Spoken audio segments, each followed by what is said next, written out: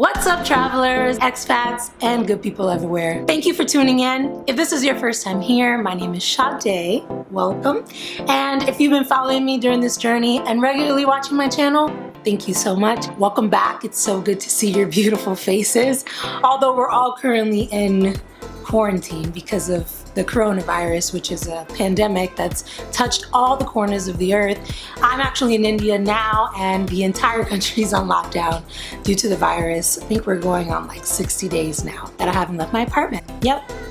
But the silver lining to that is that I've had the opportunity, because I'm stuck at home, to put these videos out for you, which are things that I've been wanting to share with you for a long time now and just never made it a priority or had the time to get it done. Who am I kidding? I had time. I just got lazy. Let me not even lie, Lord. This time last year, I was quasi-living in a small country called Bahrain, while also traveling to dozens of other countries. If you're watching this video, it's probably because you're considering moving to Bahrain, hopefully in the near future, or have already decided and are now making the plans and taking the steps to actually get there. Obviously, everyone has different circumstances, so a lot of this information might be antiquated. I was only there about 6 months ago, so it shouldn't be too out of date, but hopefully this video will give you a sneak peek in what you can expect.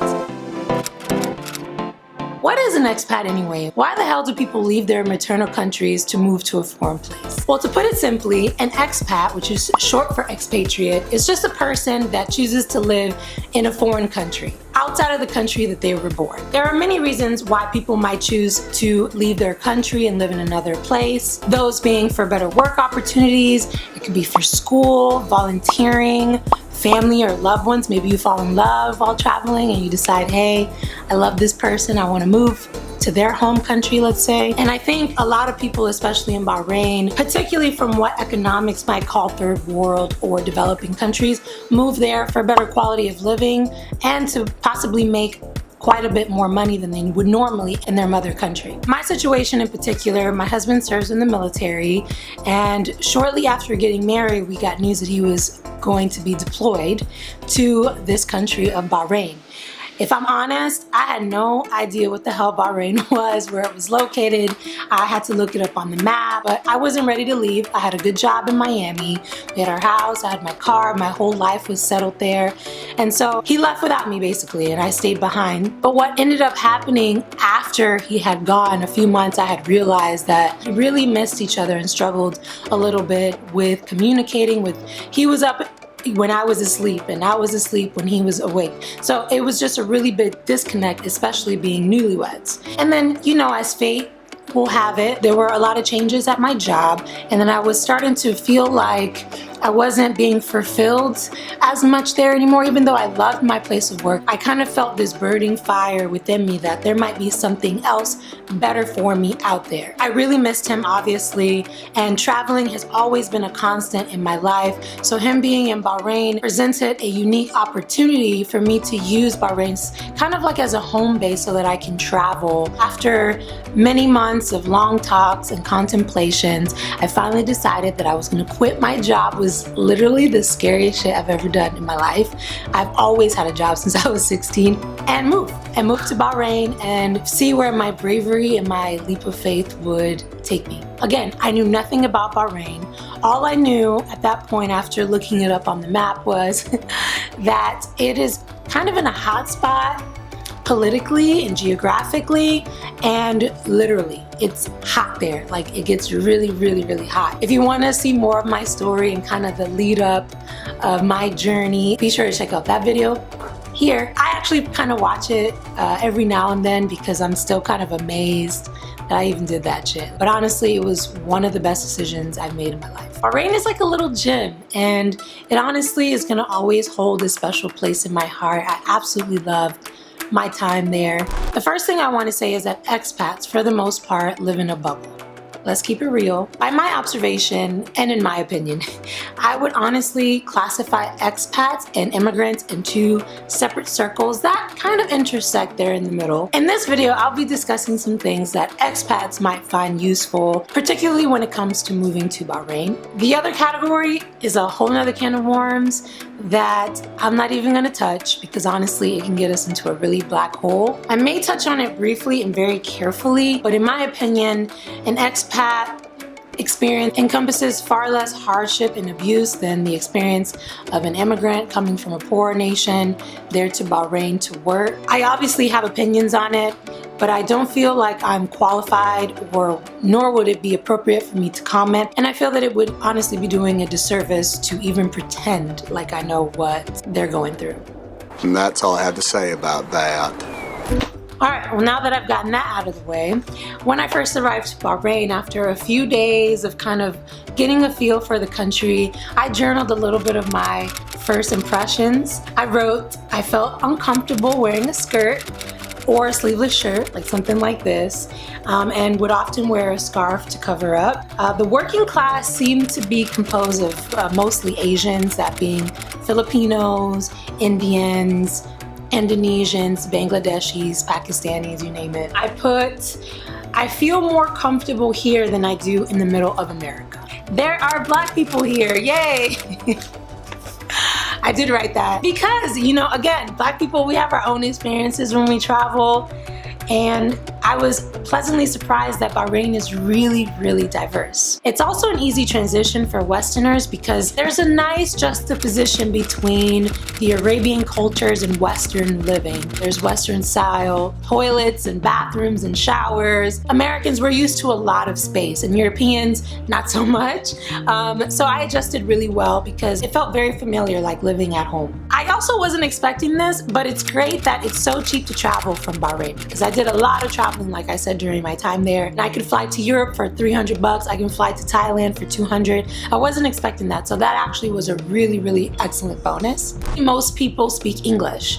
Arabic is the predominant language there, but because there are so many immigrants there and so many expats there, a lot of people speak English, and they'll speak English to you at the malls and stuff. You don't have to worry about there being kind of a communication barrier, which was awesome. Some of my dislikes was the heat. That heat, it gets freaking hot there. And then another thing that I observed that I didn't really like as much is that it kind of felt like there was a bit of male dominance. Not in terms of what society puts on you, but just in general. Like, you just walk around and there's men everywhere. Where are the women? There's probably like 10 men to every one woman. Yeah, it felt a little bit overwhelming. And coming from a country where women make up the majority of the population, we kind of have a nice mix. To see all these men all the time was like, kind of, I don't know. Lastly, it's expensive. Yeah, guys, so those are my big takeaways. Now let's really dive into the nitty-gritty of what you'll be experiencing as an expat in Bahrain. First things first, you're gonna need a visa. Americans need visas. If you're coming there as a tourist, you can get one upon arrival. That's good for 14 days. I think it's like $15 or something. It's pretty easy to get, or you can request it online in advance. However, a lot of expats will already have that arranged through their employers, whether it be your American employer, your Canadian employer, whomever. They will already be working on that paperwork for you, so it's not something necessarily that you'll have to concern yourself with. I was pleasantly surprised and happy that their visa process was very, very efficient and streamlined. The visa process will probably be the least of your struggles. Vaccinations. I didn't get any. A lot of my vaccines I had already gotten throughout my medical history. What the CDC and the World Health Organization recommends are, for example, hepatitis B, typhoid, yellow fever, rabies, meningitis, polio, your MMR, tetanus, influenza, and then smallpox. So you can see probably 70% of that list you've probably already had. However, before traveling anywhere, you should always contact a medical professional, your doctor, your primary care physician, your holistic guru, whomever, and just make sure that you have the appropriate vaccinations. I knew that I would be traveling to a lot of places, so I had to do a little bit more research, but to be honest, I didn't have any problems. Some countries may require you to show proof that, let's say if you travel to certain regions of the world, that you have had these vaccinations, so just be mindful of that. Insurance. Now there are two types of insurance, one for medical and one for travel. These are obviously two really important components for travel. If you're there as an expat, it's likely that your employer will have insurance for you. You will be already insured through your employer. But if you're traveling on your own accord, let's say, and you've been hired on the local economy, make sure that you question and ask them about insurance, because shit happens and you don't want to be in a situation where you sprain your ankle or you get sick and then now you don't have access to the hospitals. While I was there, actually, I injured this shoulder working out at the gym, but because I'm insured through my husband's insurance, who works for the military, they covered me, which was excellent. It was super easy to do. Just call them, got authorization. I visited the Bahraini hospital, and honestly, I felt very comfortable there. It was a really nice, modern, efficient hospital. It was clean. It was sanitary. I wouldn't go to Bahrain and get like LASIK eye surgery or braces. You would have to go back home to your home country, obviously. But for emergency type things, I didn't have any problems. Ladies, birth control. So prior to moving to Bahrain, I was taking the pill 30 every day of the month, but because I was going to be leaving, most providers will only give you a subscription for 1 to 3 months. So in talking to my OB/GYN, she recommended I have a birth control called Nexplanon in my arm, and it's good for 3 years. I don't have to concern myself with it. I'm not saying this could be the best thing for you, but it really worked for me, and that way I don't have to worry about the pill. I don't gotta worry about getting pregnant, all that good stuff, you already know. But let's say this is not the way you wanna go.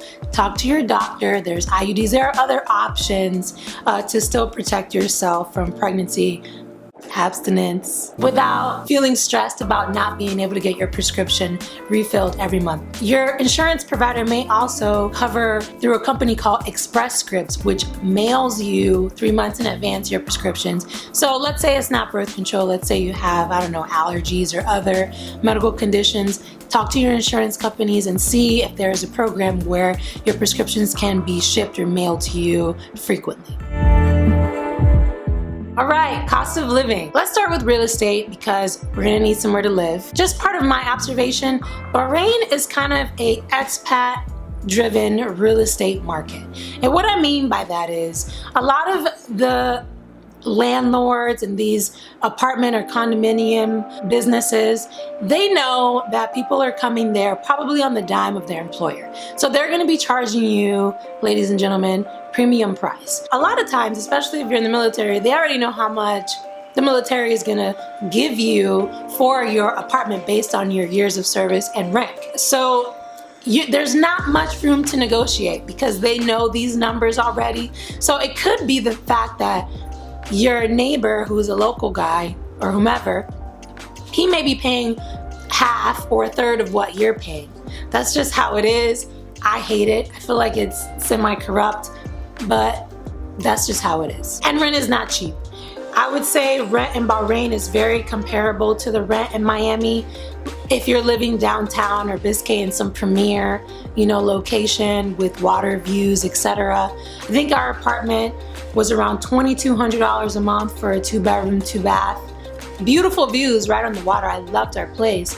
However, it's expensive. There are places, obviously, that you can get rent for a cheaper price, but for expats, you're not gonna have furniture, so you wanna be able to make sure that your apartment comes furnished. A lot of the times utilities will come included, and so that will drive up the cost of rent. Some of these apartment complexes, funny enough, even offer like memberships to clubs and gym memberships. I had never seen anything like that before, but you can, if you'd like, negotiate that into your contract. Like, for example, if your building is across from a hotel and you wanna have access to their pool and their gym and their spa, you can bulk that in with your lease so that you can have an access to that. So they do that a lot, and they also even sometimes add on a rental car because you're coming without your vehicle, let's say, and so they will include in your lease a rental each month.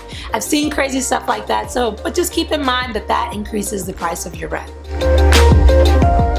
Some things you might need there if you're coming from the States, for example, are transformers. In Bahrain, their electrical outlets are the UK version, and so obviously our American plugs won't fit in there, and the voltage might be different. So if you don't want to ruin your desktop computer or your blow dryer or your vacuum, make sure to purchase a transformer or ask your landlord if they will also include that, so that you can still be able to access your American products in your Bahraini apartment.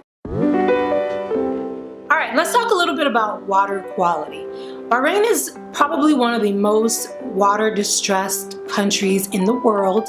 They don't have very many clean and fresh water sources. There are a few groundwater sources, but a lot of their water they get by desalination and then treatment of wastewater. Drinking the tap water is not considered safe unless it's been boiled or treated. I found the water, particularly like when showering, very, very harsh and rough. It has like a hard water feel to it, but I didn't have any issues whatsoever brushing my teeth and gargling with the water or bathing. It didn't give me any rashes. The only exception I would see with the water quality is with my hair, and child, that's a whole nother story. But yes, keep that in mind. We actually had a filter in our apartment, so I used that whenever I wanted to cook rice. So you may want to consider also having your landlord install a water filtration system, or even just those big jugs of water coming out of your rent, or you can pay whatever. I think it's like 1 BD, which is around $3 US for a big jug of water, so that you can have some fresh drinkable water in your apartment. A lot of the apartments come furnished, as I mentioned earlier, and a lot of them also come with TVs. We had a smart TV. We actually had our landlord trade. We had like a regular flat screen, and he upgraded us to a smart TV just via asking. So they will kind of go above and beyond to help accommodate expats, because they know that we're paying, or your employer's paying, top dollar for a lot of these apartments, and they want to be able to keep your business. Another thing you should consider possibly getting your apartment is an air purifier. We are used to, in the States, having clean air, and good quality air is kind of a privilege. In Bahrain, I would say it's more so due to all of the dust and sand and just of the environment, so it kind of just kicks up in the air. So the quality isn't known to be the greatest, and you don't want that circulating through your apartment all day. So if you want to invest in an air purifier, or again, ask your landlord to include that, that may also be a really beneficial and good idea. Another thing to consider in terms of cost is shopping. So the Bahraini currency is called Bahraini dinar, BD. And when it's converted to US dollar, to purchase 1 BD, you have to spend approximately $2.65 USD. So to keep it simple, I would just multiply whatever the BD price was by 3. So if I would go to H&M, you know, because I shopped at H&M a lot, I would see a shirt that said 3 BD on it, which you're like, dang, that's cheap. But no, in actuality, once you swipe your card, because let's be honest, we're making American money, we're not making Bahraini money, you have to keep that in mind, multiply it by 3. So instead of $3, it's actually 9. Or instead of, when you're going out to eat at a restaurant, if your bill is 30 BD, it's actually like more like $90. So you want to keep that in mind and be mindful of your spending while you're there. In terms of food, it's weird because obviously a lot of the imported goods, especially the American ones, you'd have to pay a little bit more of a premium for those. But things like back home for us, like a little container of feta cheese will cost you like $6 to $7. But in Bahrain, you can get a kilo of feta for $3. So it just depends on what it is that you're buying. But overall, I didn't have any issues grocery shopping there. I found that a lot of the prices were relatively priced, with the exception of a few things. One of the grocery stores I used to shop at religiously was Carrefour. I think it's a European store, but there's a really huge one, and it was 5 minutes walking from my apartment. Carrefour is amazing. It's kind of a blend between Target and Whole Foods. You can get household goods, needs, clothes, cosmetics, things like that. And then everything in the grocery aisle was so fresh. Your fish, your steak. They don't really have pork because it is a Muslim country. There's a few stores that might sell them, more like you know, your artisan kind of higher end grocery stores might have, like Bacon if you're into that. If you're associated with the naval base that's there, the American base, in our commissary, you can buy all of the stuff that we're used to eating at home. But keep that in mind, you may not be able to find some of those things on the local economy. To include, ladies, tampon. I looked really hard to see if I could find tampons on the local economy and I couldn't find it. Maybe they just don't use it. They do have pads, but again, if you have access to the base, in our commissary, they sell everything. They sell pads, they sell tampons, they even sell hair products for my curly girl, natural hair girls, which you ain't gonna find on the local economy, which was excellent. Otherwise, your next best option, honestly, is Amazon. I think we all are shopping on Amazon right now. If you're tired of cooking at home, there are so many restaurants that you can go out and eat at. One of my favorite districts in Bahrain for eating is called Adliya. There's like dozens of restaurants walking distance from another, and my absolute favorite, and if you go to Bahrain, you have to try this place out, it's called Coco's. It's so good. It's reasonably priced, and they give you like a full plate of food for like 3 to 4 BD. It's a small establishment. I don't know why they just won't expand because it's always packed in there, but I love, love, love Coco's. And it seems like every day there are new restaurants popping up. So you honestly will never get bored when it comes to your food palette because there are so many things to try, from Jordanian to Bahraini to all the local cuisines, just like incredibly diverse. And it's probably one of my favorite things about Bahrain. And not only that, you can also see the diversity within the grocery store. So there's a whole aisle of just tons of Indian foods and spices and dal, everything Indian that you can think of. And as well for like Asian cuisines, your rice, well, I used to make, what do you call those things? Like your spring rolls, like the rice things, anything that you can make. All the aisles are kind of divided up in terms of your culture and the region of the world so that you can be able to access the foods that you're used to. So when we were there, we didn't have a car. One of the perks that came with our building was we had a shuttle transportation. They just basically hired a driver to shuttle us every day to and from the base, which was excellent, and it was included in our lease. A lot of people do have cars as well. If your employer allows you, you can ship your car. It may take a few months for it to get there. If that's the case, you can rent a vehicle. Rental vehicles are really, really cheap. You can rent a car for like $20 US a day, and that is also including collision insurance and all of those things. If there are times where I wanted to go any other place, I would just Uber. Uber is highly accessible all over the island. What was interesting about Uber is that the taxi drivers are kind of the Uber drivers, so don't be alarmed if you order an Uber and then you see a taxi pulling up. That's just kind of the way they do things. They work both systems. But yeah, Uber will obviously be the cheapest option if you're going to be taking some type of a transportation like that. Another thing people do is, if you don't want to be bothered with shipping your car from home, is people will purchase a vehicle when they get there, which I hear the process is really, really easy and simple to do. Because there are so many expats and immigrants, it's a little bit of a revolving door, and people are always selling their cars. And also you have to keep in mind too that each country has their own import regulations. So for example, Bahrain, and I don't know this for a fact, but for example, if Bahrain doesn't allow you to bring in a car that's a 2009, it has to be a 2012 or greater, 2010 and greater. You know, that is something to consider. So it might just be easier to purchase a car in country for 2 to 3 grand, use that for your time there, and then just sell it to the next person moving in, because undoubtedly there will be people coming in and out. One last thing I want to mention, if you're going to be driving in Bahrain, they do have speed cameras set up all throughout the island on the main highways. So just be careful. Again, Bahrain is expensive. Don't mess around and get a $100 BD speeding ticket, which is $300 US. There are signs that will say, okay, there's a speeding light coming up. Slow your roll. People do drive recklessly in Bahrain, but it's honestly not worth it. Use that money for a trip or for something else. Don't be speeding in someone else's country.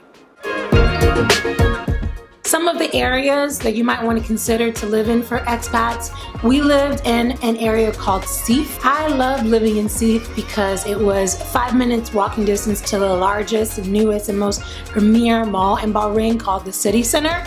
It's also where Carrefour, the grocery store, is located. They also have a movie theater. They have an indoor water park. I mean, it's excellent for shopping. There's H&M, Forever 21, Aldo, Zara. Bahrain and the Middle East in general, as you will find, love malls. There are malls all over the island.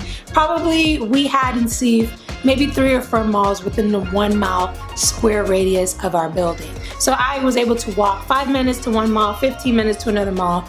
It was amazing. Sif is actually reclaimed land, so it didn't exist 20 years ago. Kind of like how Dubai built those beautiful palm tree islands. Bahrain has kind of expanded their borders and territory as well. So a lot of the construction there is new, and it has these beautiful views of the Gulf, and I really loved living there because it kept me kind of away of the chaos inside of the city. Another area that you'll find expats living in is called Adlia. Adlia is that neighborhood where I tell you it's very trendy. There's all those restaurants and bars that you can just walk and bounce to. Most of the restaurants in Bahrain do not sell alcohol, but in Adlia you can find a few bars that do. And the hotels. All the hotels for the most part sell alcohol, but it's very rare that you will find a restaurant that does.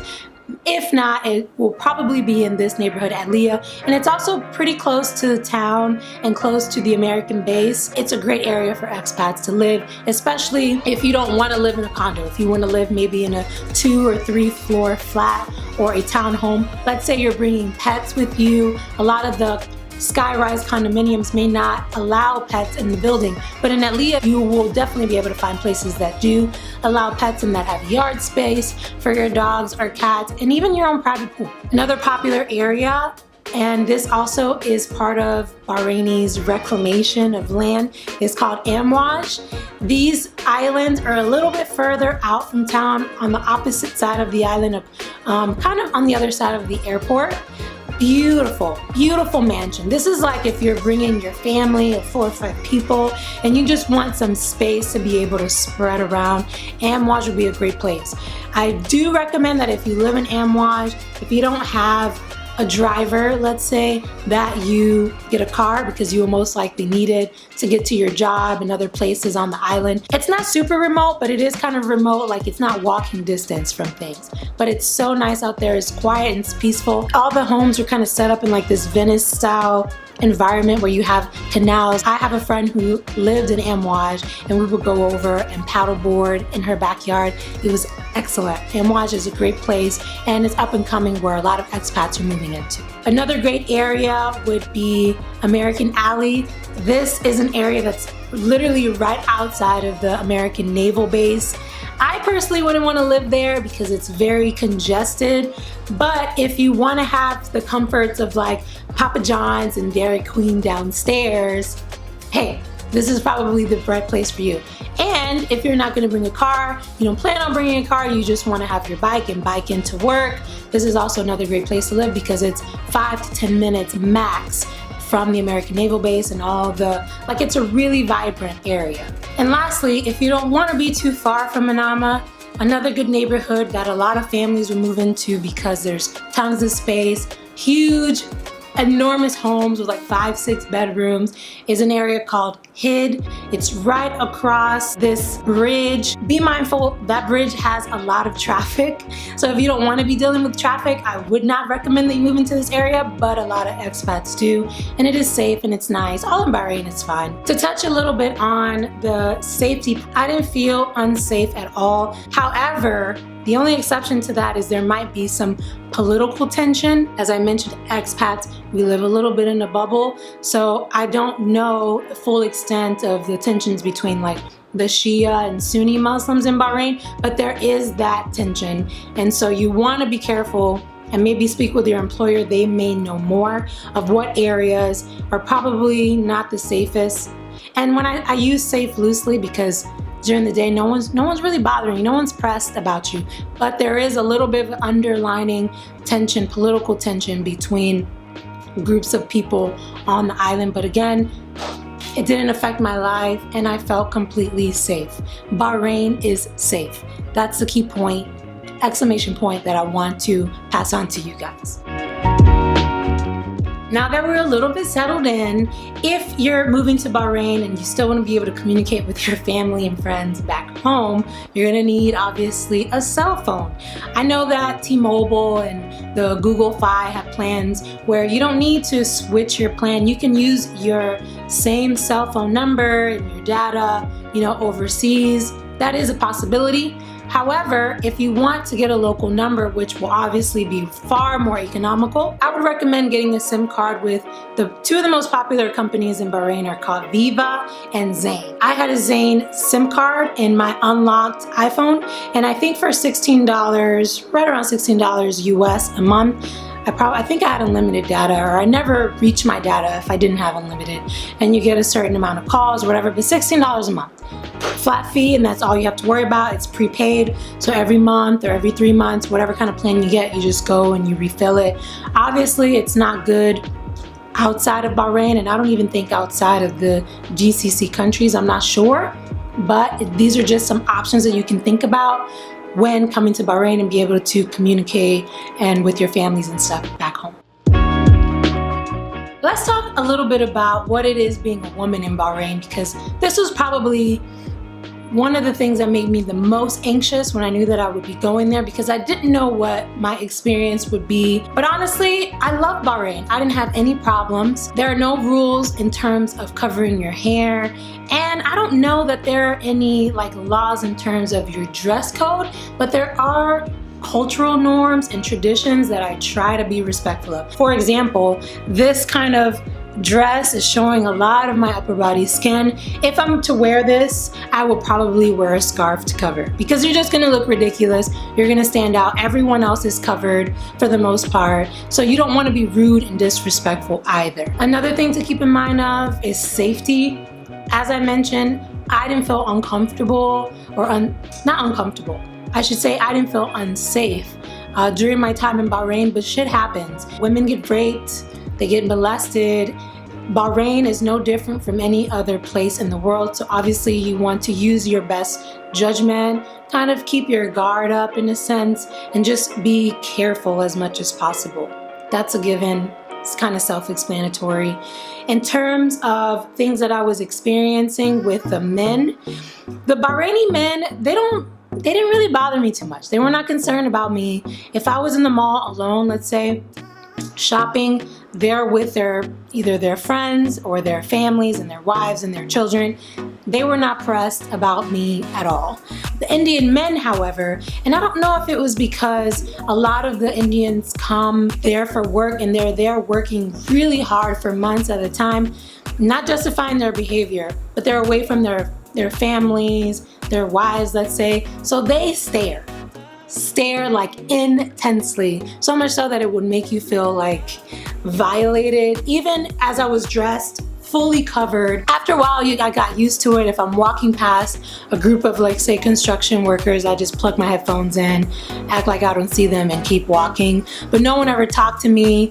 I felt like they were all kind of meek and timid, or if you just walk with a little bit of assertiveness, hopefully no one's messing with you. I'm in India now, and I don't have that same experience here yet. I mean, men stare, but it was extra intense in Bahrain. I can't really explain it to you, but I'm sure when you go there, you will see for yourself what I'm talking about.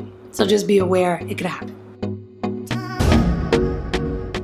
In addition to being a woman in Bahrain and all the experiences that come with that, I'm also Black.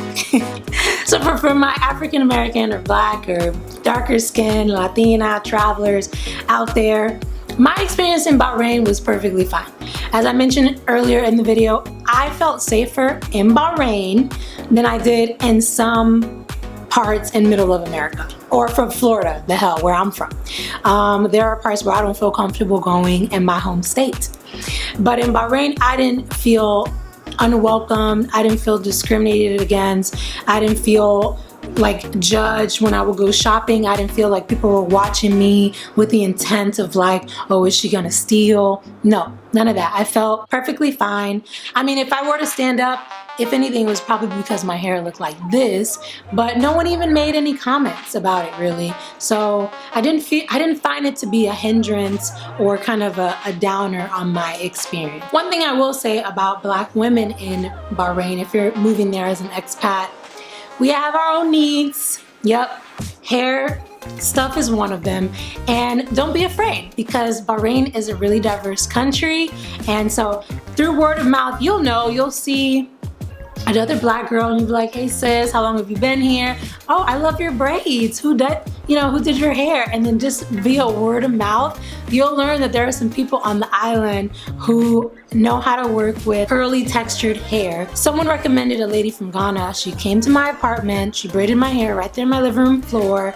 She brought the hair with her. I mean, it was an incredible experience. She did an amazing job, and I think I paid $60 for some Bratz braids, where back in Miami that style would have cost me $150. The only struggle might be is where to get your products. I did find one African Black hair store that does sell packs of weave. Sorry for my other travelers, but for my Black girls, I gotta tell you this. There is an African Black hair store that you can go and get your weave, you can get your oils, your creams, your moisturizers, your natural curly hair shampoos, so do not fret. And then last resort, there's always Amazon, right? But don't be too nervous about like, what am I gonna do with my hair?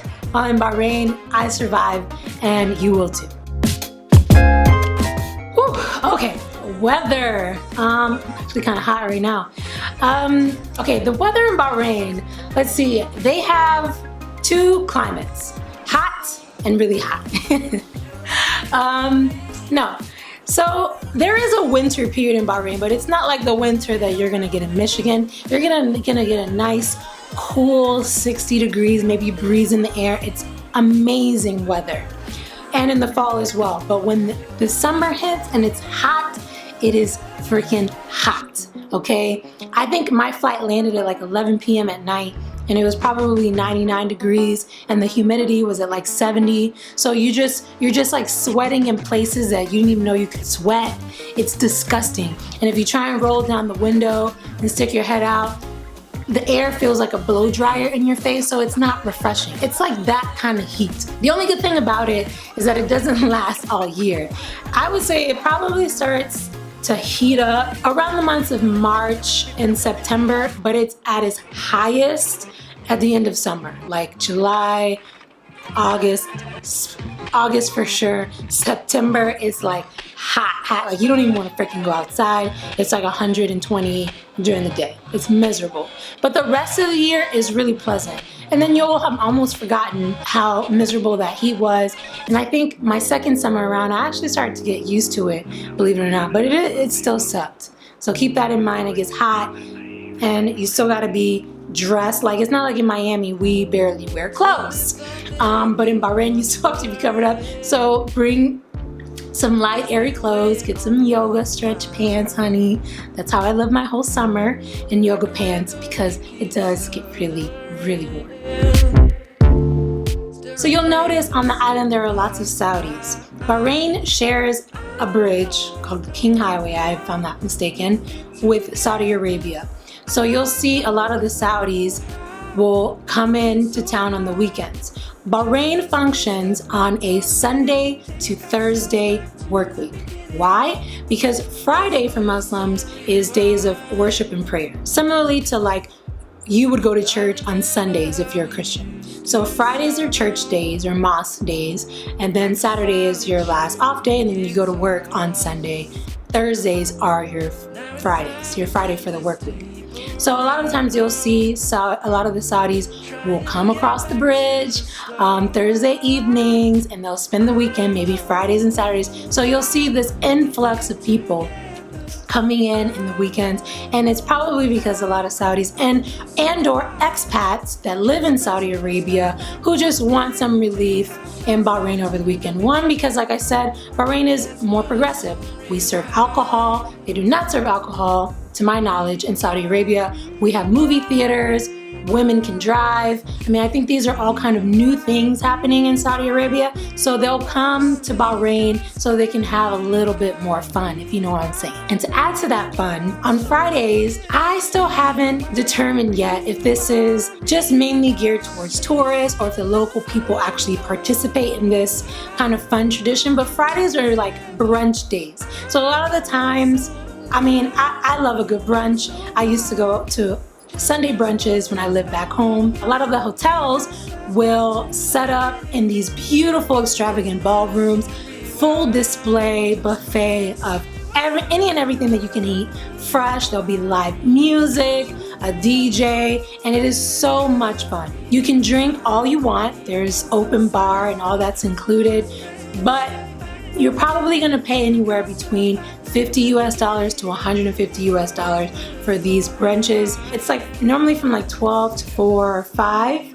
and you're just getting trashed literally the whole time. So if you're there as an expat, I'm sure you're gonna visit a few other brunches at the hotels. My favorite brunch, if I could recommend one, was at the Move and Pick Hotel. I think that brunch was $90 per person. They have good live music, a good DJ, probably the best food out of all the brunches in my opinion. That would be my top choice. If you're thinking Bahrain is gonna be a boring country, it might be a little bit, but there are options for you to let loose and kind of maybe have a drink or two. There is a little bit of a night scene. There's a few nightclubs that you can go to. I believe the nightclub was called Apollo, I think. We went there for Halloween and it was packed with people, mostly foreigners. We were all dressed in costumes and it was like lit until like the wee hours of the morning, or at least until curfew. So much fun. There's tons of hookah. Hookah is like ingrained in the culture. So you'll find hookah just in the restaurants, casually, people smoking hookah. So if you're into that, you know, that option is there for you. And then, like I mentioned, in Aliyah, there's pubs and things like that where you can, like Irish pubs where you can go get a beer and just hang out. Once you start making friends, a lot of it is what's gonna happen is you're just gonna buy alcohol and take it home and drink it at home, you know. But there are ways for you to there are options for you to be able to get out and kind of have some fun too every now and then.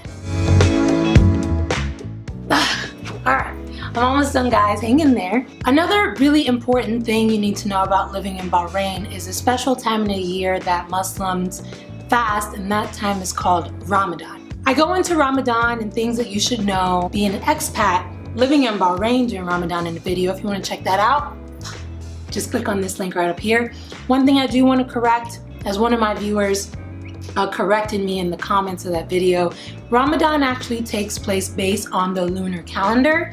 So it changes every year. I go into that in detail for you guys in this video. I definitely think that you should check that out.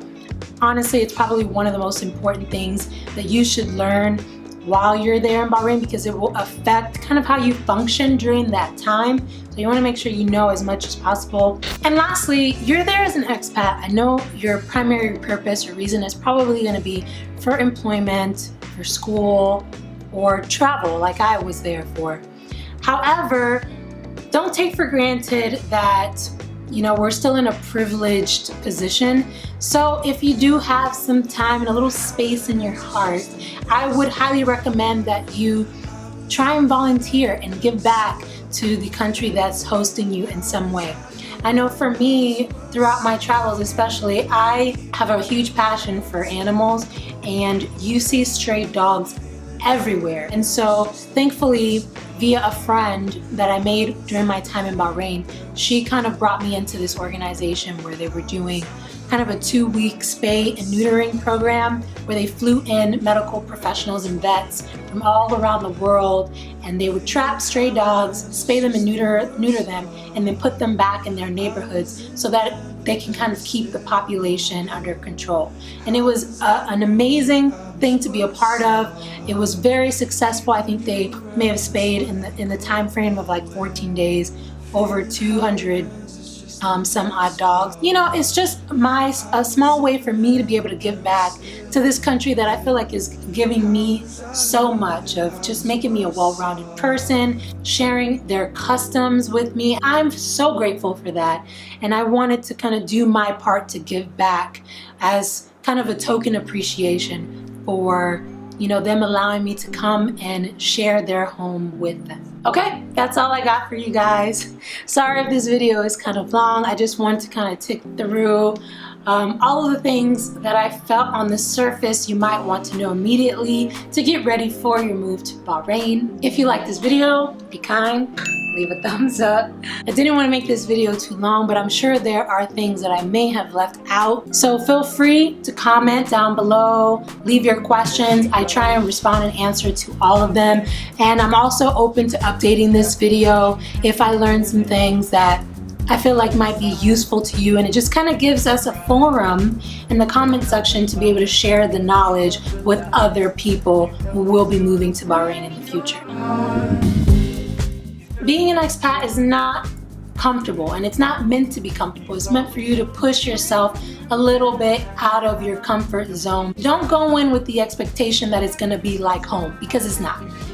You've left home. You're in someone else's country now. So you have to expect that things will be different. There are going to be days that you'll find annoying, really uncomfortable, and that's okay. But what you'll gain more than anything is a worldly knowledge, a new sense of culture. You're also probably going to meet tons of friends. You're going to have friends now from all over the world. You know, oftentimes back home, I felt like I was living in a cocoon, and it's true. Even as an expat, we still live in our own bubble. But I guarantee you, after that experience, you will have shed that cocoon. You'll have these beautiful new wings to help you fly, honey, and explore the rest of the world. You'll be a much more well-rounded person, and you will have let go of any of that fear you may have had about the uncertainties of different ways of living. I know this time might be a little bit scary and nervous for you. Just know that I'm here rooting for you, and I'm super proud and I'm excited for you to go and explore Bahrain. Okay, that's all I got for you guys. Thank you guys again for watching. Please be safe out there in the world during this time with COVID-19. Hopefully we'll see you guys, if not in the next video, somewhere in the world. Ciao, ciao.